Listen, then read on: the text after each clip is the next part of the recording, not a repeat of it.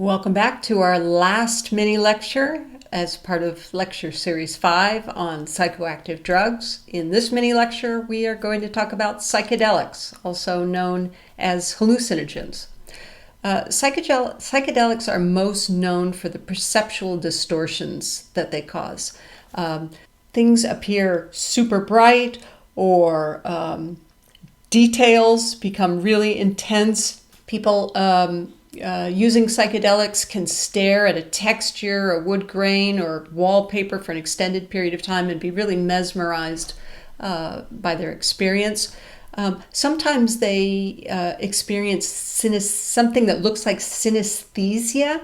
Synesthesia is a condition that people have in which the perceptual systems seem to be cross-wired a little bit. So in some people, numbers have colors or letters have sounds. So you see that kind of crosstalk between sensations amongst people taking psychedelics. And examples of psychedelics include LSD, magic mushrooms, and mescaline. So let's start with LSD or acid. It's a serotonin agonist, and LSD is interesting. The experience that people have is very, very dependent on the context in which they take it. LSD, if people are in a supportive, nurturing environment and in a good mood when they go into their LSD experience, they tend to have really sometimes wonderful experiences, very intense positive experiences. But if people go into an LSD trip fearful or feeling unsafe, they can have experiences that are very, very negative. Just starting now, there's increasing research looking at LSD as a way to change people's consciousness. There are studies going on now with people who are struggling with terminal cancer. So they're at the ends of their lives. And for some of them, taking an LSD or some other sort of hallucinogenic drug can help them gain perspective on their lives and their status as somebody who's looking at the end of their life. There are no significant long-term health risks associated with taking LSD. It doesn't seem to be particularly addictive, but people have done really stupid things while they're hallucinating, so it's not something that anybody wants to do in an unsafe environment, right? Another type of psychedelic is called MDMA, also known as ecstasy or sometimes Molly. Ecstasy is a stimulant at low doses, and at higher doses, it's a hallucinogen. It produces a lot of pleasure, increased activity, and a sense of empathy and increased social connectedness. Long-term use of it can lead to addiction and memory problems and insomnia. However, the National Institutes of Health are now overseeing a series of studies looking at whether short-term use of MDMA as part of a therapeutic treatment with a doctor can actually help people suffering from post-traumatic stress disorder. And you might remember PTSD is associated with a part of the autonomic nervous system getting stuck in a sort of a warrior mode, in a fight or flight, or sometimes called fight, flight, or freeze mode. This new treatment technique seems to be working. So I wouldn't be surprised if in the future you hear more about MDMA-assisted therapy. Cannabinoids. Well, we're in California where pot is legal. So it might or might not surprise you to know that pot, cannabinoids, work because they stimulate a receptor in your brain, in your central nervous system, and actually all over your body. And this is a kind of receptor that you're born with.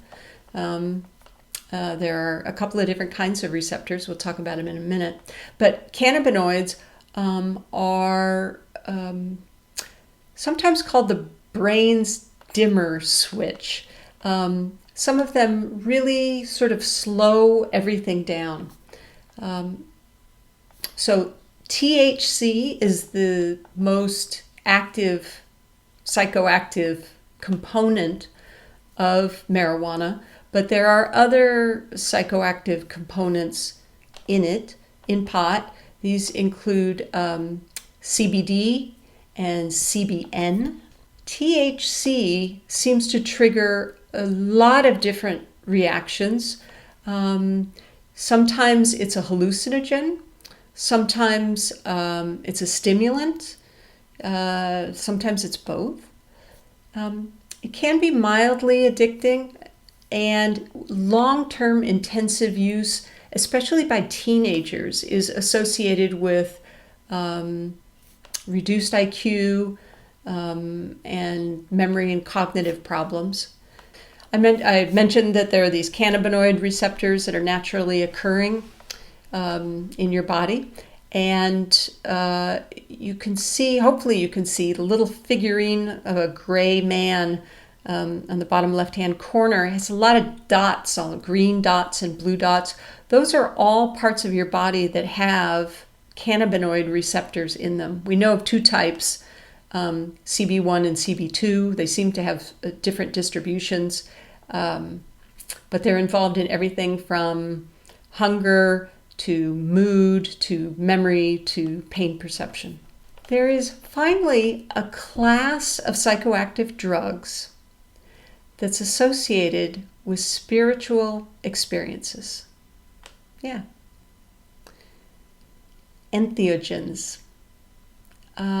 They have been used for centuries as part of religious experiences, and they've also been used as part of experiments that have tested the spiritual experiences of people who take them in a laboratory setting.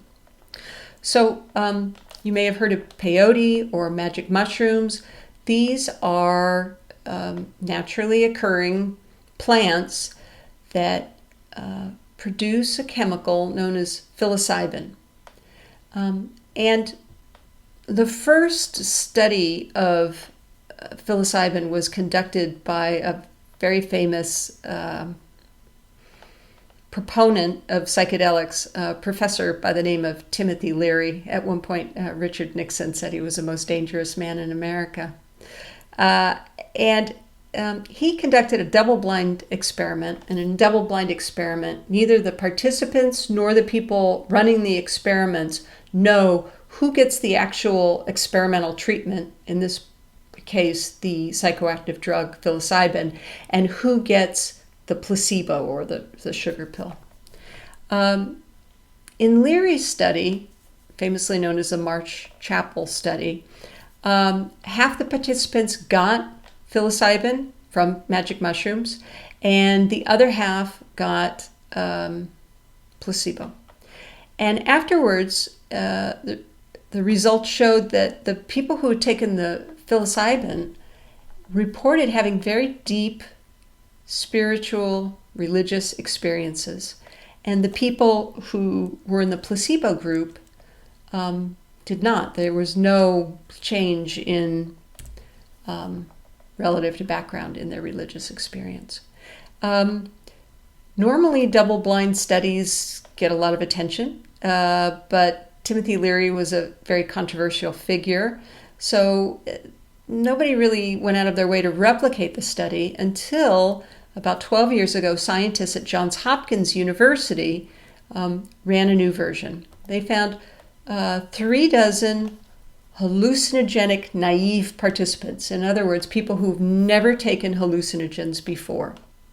But these were also 36 people who were religious. They regularly participated in some spiritual practice. They were given, half of them were given psilocybin, again, magic mushrooms, peyote, and half of them were given a placebo.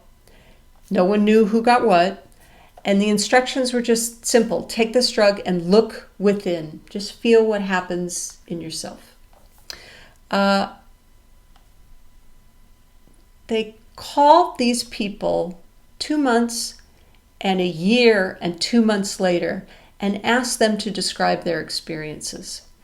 And the people in the experimental condition, in the psilocybin condition, 75% of them reported having the most deep and meaningful spiritual experiences of their lives, both 2 months after the experience and 14 months after the experience. Pretty powerful.